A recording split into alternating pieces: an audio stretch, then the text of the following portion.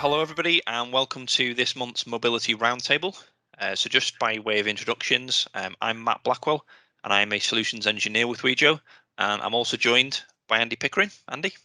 Hi everyone, I'm Andy Pickering, Head of Product Marketing here at Wejo.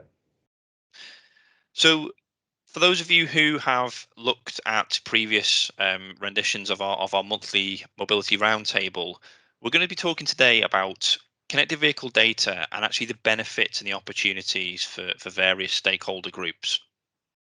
So I suppose the first thing I wanted to really start off with is we get a lot of questions around, okay, what is, connected vehicle data? Because there's a lot of, I suppose, misconceptions around it, and actually how does it compare to other data sources? So I suppose, it'd be a really good point to maybe just start off with that point, Andy.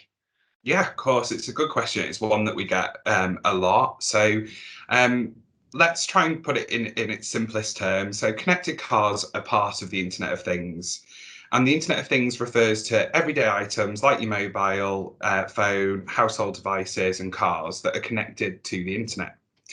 So essentially, connected cars have their own wireless connection to the Internet, which allows all modern day vehicles to share data about the car via that wireless connection. And nowadays, cars are built with hundreds, if not thousands, of individual sensors embedded within the vehicle when they're manufactured. And these sensors collect everything from your vehicle in terms of vehicle diagnostics data, right through to driving behavior and driving information. So connected cars are collecting thousands, if not millions, of data points every day about the vehicle and share it wirelessly to the cloud. That's just the simplest way to try and summarize what a connected car is. So, now that we've kind of covered off what is connected vehicle data, the really the topic of today's session is actually who is it for, who benefits from connected vehicle data.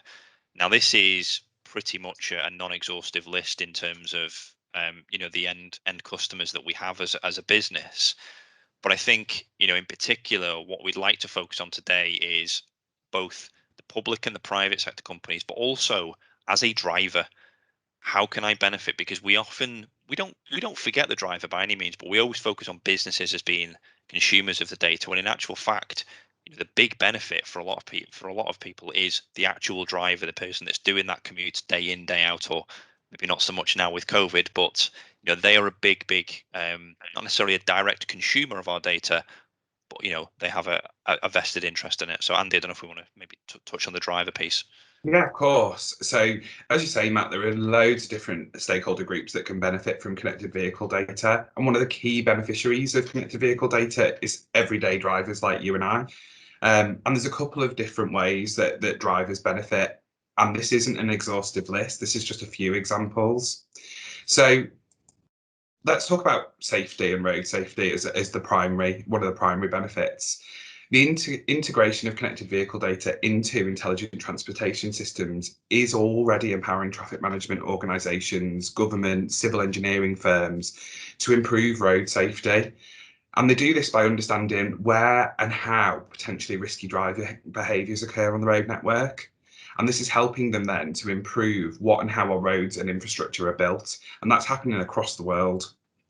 But also that improved in-car technology means that emergency services and roadside partners can get quicker and better notifications about incidents on the road. And this allows them to react more quickly, which results in a quicker response time and ultimately less fatalities as a result of incidents. So road safety is one of the key ways that connected vehicle data can support drivers. Another way, though, is about improving convenience and value for drivers. Imagine if your vehicle was able to assess information about any particular parts or consumable parts that needed replacing or were damaged. Imagine if your service provider would be able to understand that before you even did. You wouldn't need to go and book your car into a service; it would already be pre-booked for you. So that for me would be an amazing convenience to have. And it allows them to understand remotely and kind of diagnose remotely any issues with your vehicle, which means that they know what parts they need to order at the repair centre. They've already got you pre-booked in for your repair. and it makes it much easier for everyday drivers to benefit from a better service from your service providers.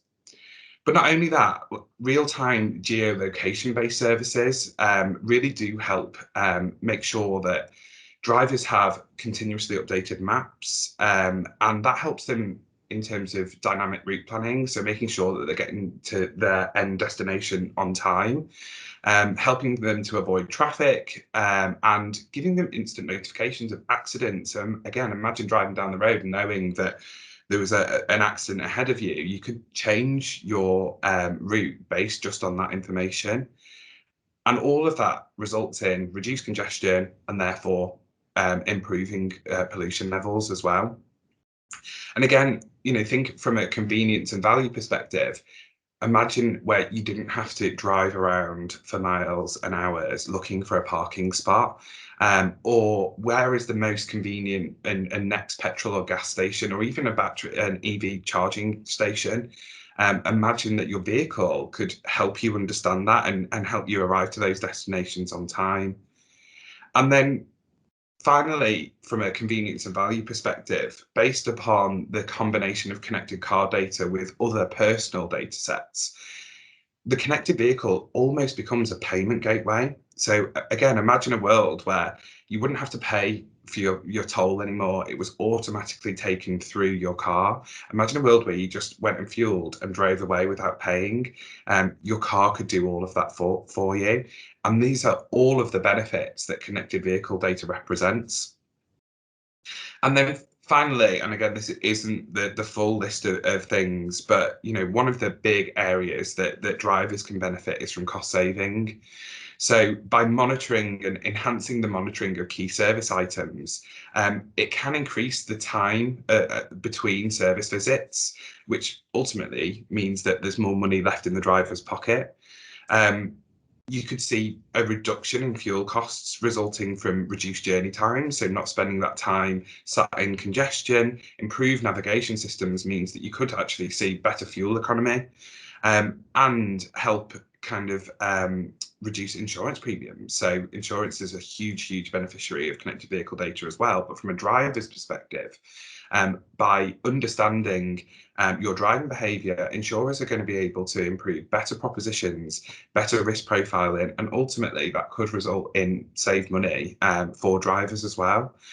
This is only just a few examples though, Matt, so this isn't the full list. And I know that there's loads of other beneficiaries as well.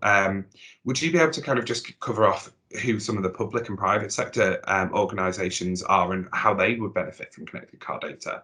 Yeah, absolutely. So, we work with a wide variety of both public and private sector businesses. And I suppose by proxy, the benefit is still to the driver. So when if we address maybe the kind of the private sector first, there's a lot of mapping and navigation companies that really have to supplement and kind of backfill a lot of their own data sources with external data sources such as connected vehicle data. Now, a lot of these mapping and navigation providers, they rely on a lot of fleet data, heavy goods vehicles, which absolutely gives you that volume, but really only gives you the view of the main arterial roads, the expressways, the freeways.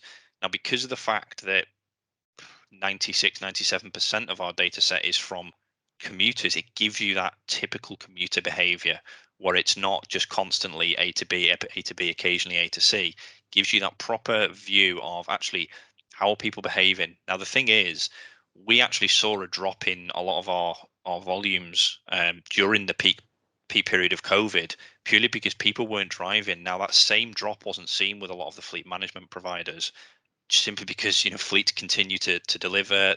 Business doesn't halt. So that was a really big eye opener for us, and I think for a lot of the private sector companies that we work with. Equally as well, a big portion of our end customers, when we look at the private sector, as you can imagine, tend to be a lot of the big civil engineering firms. So don't need to name. I'm sure a lot of people that are watching this will be able to think of a few. But a lot of these private sector civil engineering firms have to undertake huge projects, construction, and that's not just kind of the building of new bridges and bricks and mortar. That's down to actual intelligent transportation modeling around, if I was to take 1,000 vehicles from this particular road and distribute them to the surrounding areas, what would that do? And that's where our data set is very, very supporting of that type of model. And the thing is, as well, we have to be very, very cognizant of the fact that we work with a wide variety of private sector organizations.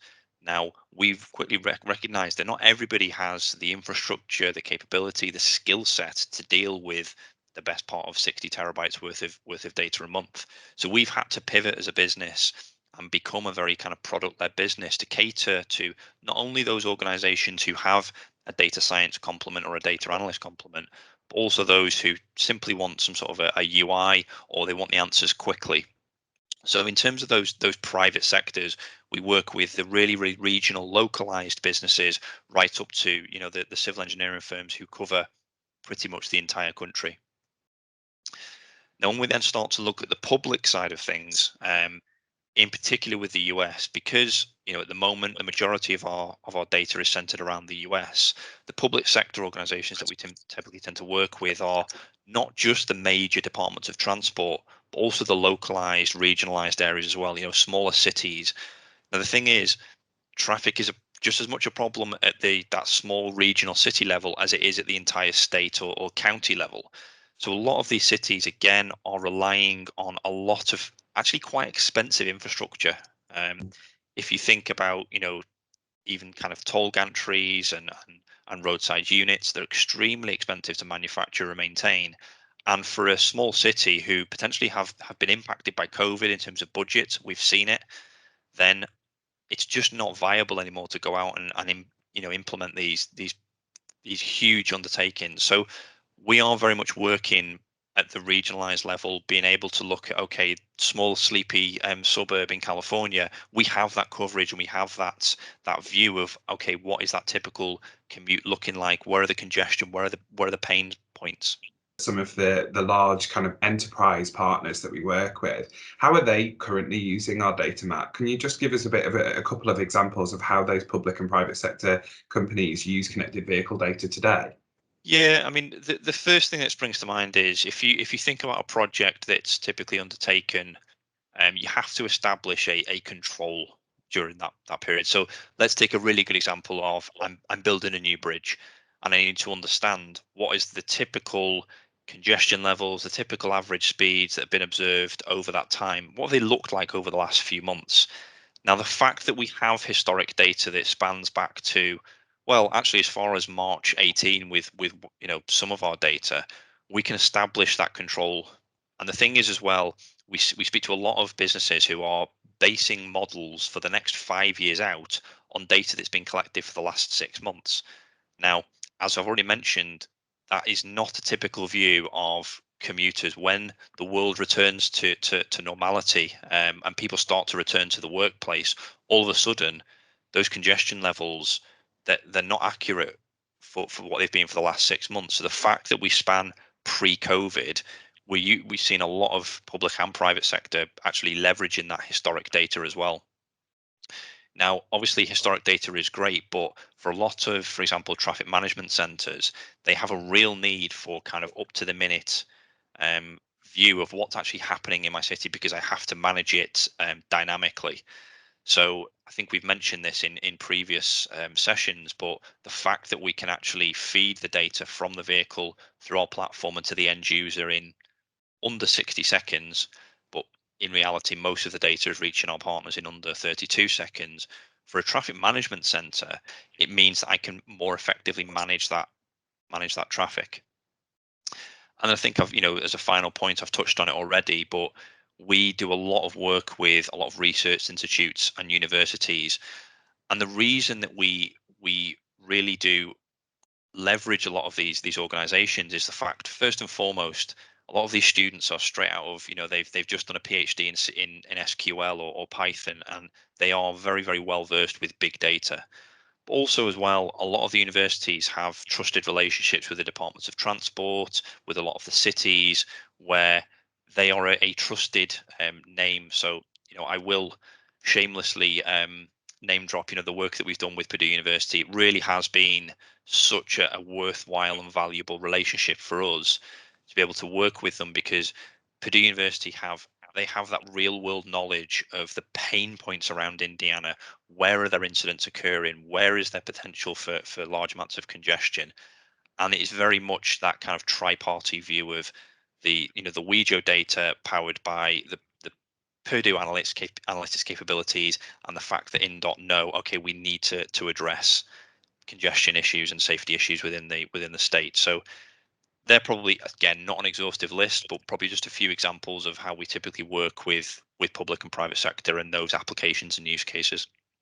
It's really interesting. And I think every day we hear about new use cases and new ways that connected vehicle data can be applied, and how companies that we're working with are applying connected vehicle data. And it's so vast and varied. I think it's really fascinating working closely with our customers to determine how we can support them fulfill their varying different use cases across public and private sector with connected vehicle data. There's just so many ways that it can be applied to improve everyday life for us as drivers and commuters. And these opportunities are ever growing when we start to look at the potential applications, and we start to look at the ability of these universities to leverage things like public cloud. So, work with Google, with Amazon, with Azure as well, and leveraging those analytics capabilities to make sense of big data. So the opportunities are really, really ever growing. I suppose I'd just like to thank Andy for taking part in today's session. Also like to thank everybody for listening. Really do hope we see you on the regular mobility roundtables every month. So if you haven't already, join our mobility roundtable community to keep up to date with the latest news, be the first to see our roundtable videos, and be part of a private Slack community bringing mobility industry experts together. So just use the link in the description to sign up.